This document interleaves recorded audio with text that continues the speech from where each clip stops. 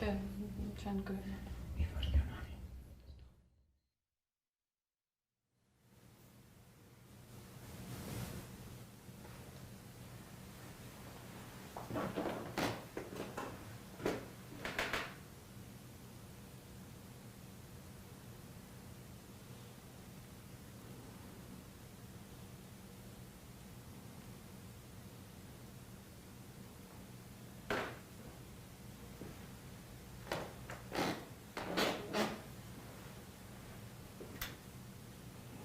Ո՞ւս հարցը։ Տեխնիկական պատճառներով եթերը մի քանի րոպեով ընդհատվեց, շարունակենք։ Ուրեմն նշեցի պարոն նախարար, որ հանրային հնչեղություն էր ստացել Ադրբեջանի նախագահի հայտարարությունը համապատասխան, ուստի շարունակելով սահմանային ընթացակարգերի թեման։ Արդյոք պատկերացում կա, թե ադրբեջանցիների անցման պայմանները ինչպիսին են լինելու, նրանք հայ սահմանապահների հետ առնչվելու են։ Դե մի քանի արդեն հատվածներ ես ընթերցեցի, մեջ բերեցի այս փաստաթղթից, որտեղ ասվում է, որ որևէ ուրեմն սահմանային մաքսային որևէ այլ ինքնիշխան գործառույթ չի արտապատվիրակվելու ոչ միտեղ սահմանային եւ մաքսային մարմինների ներկայացուցիչները համապատասխան տեղերում մշտապես ներկայացություն են ապավելու, բոլոր տեղեր հասանելիություն են ունենալու եւ խոսեցինք front office, back office-ից, այսինքն կարծում եմ, որ հարցի պատասխանը հնչել է արդեն։ Լավ, մի փոքր ընդլայնենք թեման, բացի միայն թրիփի բաղադրիչից անդրադառնանք ընդհանուր գուցե տարածաշրջանային մյուս նախագծերի հետ դրա փոխկապակցվածությանը կամ ընդլայնմանը հնարավոր է։ Այս կոնտեքստում հարց ենք ստացել կամ մշակված նախագիծ, թե ինչպես է թրիփը կապվելու հյուսիս-հարավ ճանապարհին։ Եվ արդյոք ենթակառուցվածքներն ավելի գնալու են հատվելու, թե խանգարելու տրամաբանությամբ։ Վստահաբար ոչ խանգարելու տրամաբանությամբ, ուրեմն հյուսիս-հարավ մի կողմից եւ մյուս կողմից թրիփ ենթակառուցվածքներ, որոնք ըստ էության արևելք-արևմուտք եւ կամ արևմուտք-արևելք շարժ են ենթադրում, միասին կազմելու են խաչմերուկ, այսինքն այն խաղաղության խաչմերուկը, որի տեսլականը մենք ունենք եւ կիսվել ենք աշխարհի եւ հայաստանյան հանրության հետ։ Արդյոք ԱՄՆ պետքարտուղար Մարկո Ռուբիոյի հետ քննարկումներում անդրադարձել եք թրիփին Թուրքիայի հնարավոր ներգրավմանը։ Եթե այո, ապա որն է պատկերացվող մասնակցության ձևաչափը։ Ուրեմն թրիփին Թուրքիայի ներգրավում չենք քննարկել ամերիկյան կողմի հետ եւ թրիփը ինչպես կար, այնպես էլ այս պահին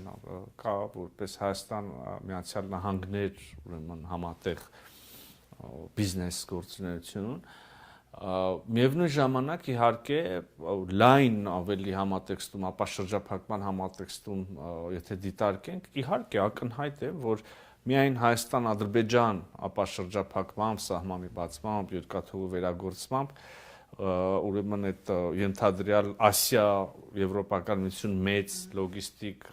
նոր անցումը չի ստեղծվի, չի ապահովի, Հայաստանի ամբողջ ապա շրջափակումն էլ ամբողջական չի լինի, գիտեք Թուրքիայի հետ խոսակցությունը վաղուց կա այս ուղղությամբ, բավականին կոնստրուկտիվ խոսակցություն, ես կարծում եմ մոտ ապագայում արդեն շոշափելի առաջընթաց եւ քայլեր կունենանք,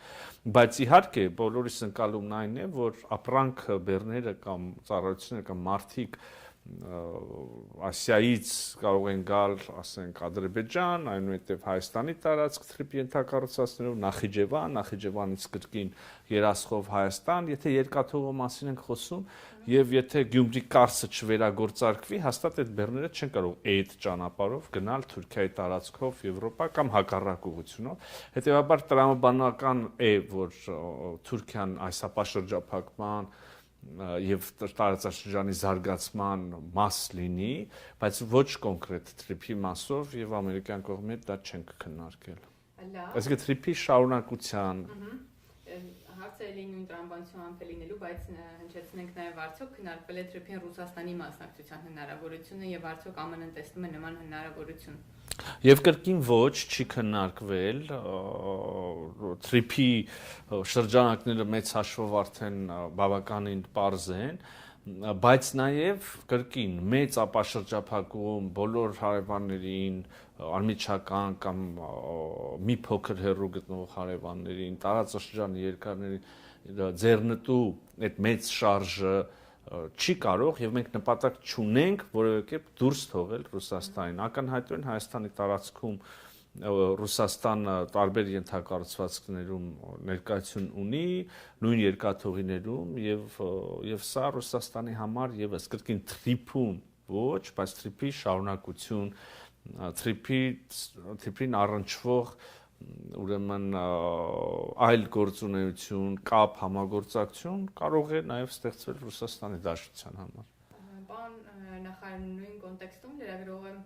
վկայակոչում է վարչապետ Նիկոլ Փաշինյանի հայտարարությունը Հարավկովկասյան երկաթուղիների կողմից կոնցեսիոն պարտավորությունների կատարման մասով։ Նա ընդգծել է, որ եթե ռուսական կողմը չկարողանա իրականացնել անհրաժեշտ ներդրումներն ու վերանորոգումները, ապա Հայաստանի կառավարությունը պատրաստ է ինքնուրույն իրականացնել այս գործառույթը, արդյոք ՌԴ-ից արձագանք կա։ Եթե այո, խնդրում են լրագրողը նշել, թե ինչ բնույթի։ Դե անկեղծ ասած, ես չեմ կարծում, որ սա արձագանք ենթադրող հայտարարություն է վարչապետի կողմից, կամ առաջարկ կա, կամ խնդրանք, կամ բան, ներկայացվել է Հայաստանի Հանրապետության քաղաքական ուրեմն եւ տնտեսական տեսլականը նույն ենթակառուցվածքների մասում եւ